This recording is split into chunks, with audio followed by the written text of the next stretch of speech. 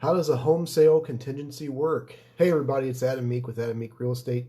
We did a video here a few weeks ago and it seemed to have a really good response from you guys. Had a lot of interest about should I buy my next home or sell my current one first? And got a lot of good responses to that.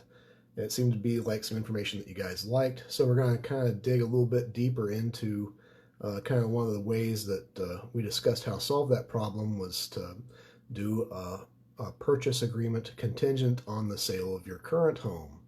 And so it's just a home sale contingency. And we're going to dive a little bit deeper into it today. And you guys will get to see how I'm not very, I'm kind of technologically impaired, I guess.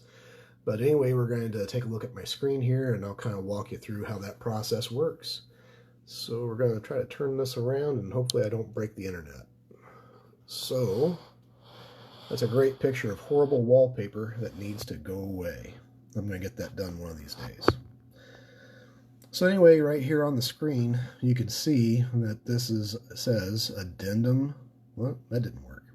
Anyway, what it says is addendum to purchase agreement, sale of buyer's property contingency.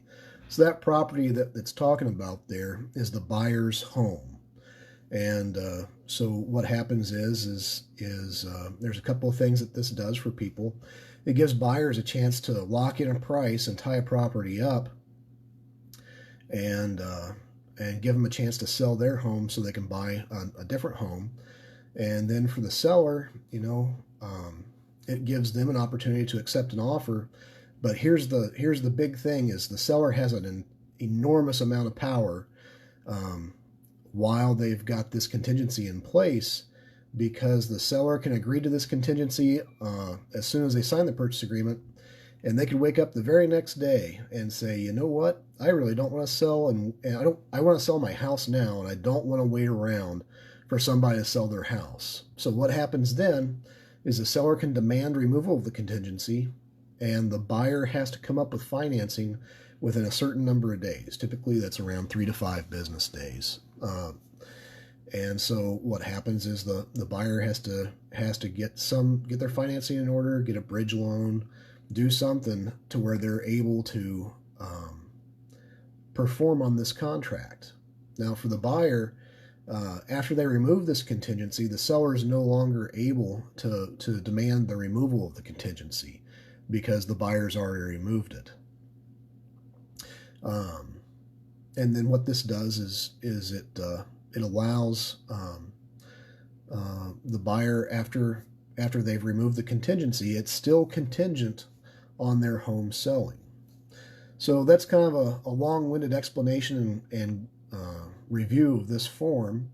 And then the other thing that's kind of important too is the portion of the purchase agreement. That's lines 199 through 213, and it says right in here that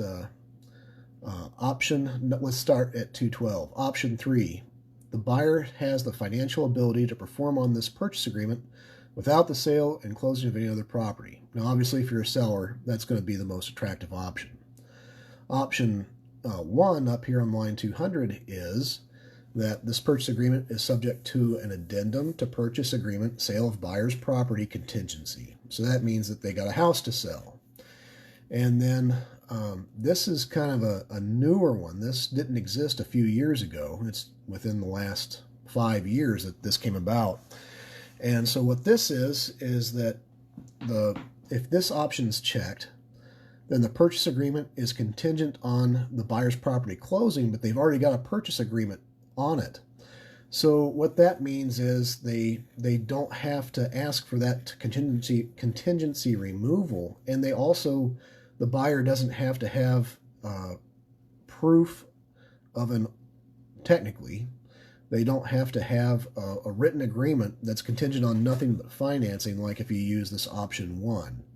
So this is kind of a sweet spot for a lot of people if you can already have an offer on your property, and you can use this clause here in the purchase agreement. That makes it a lot more attractive.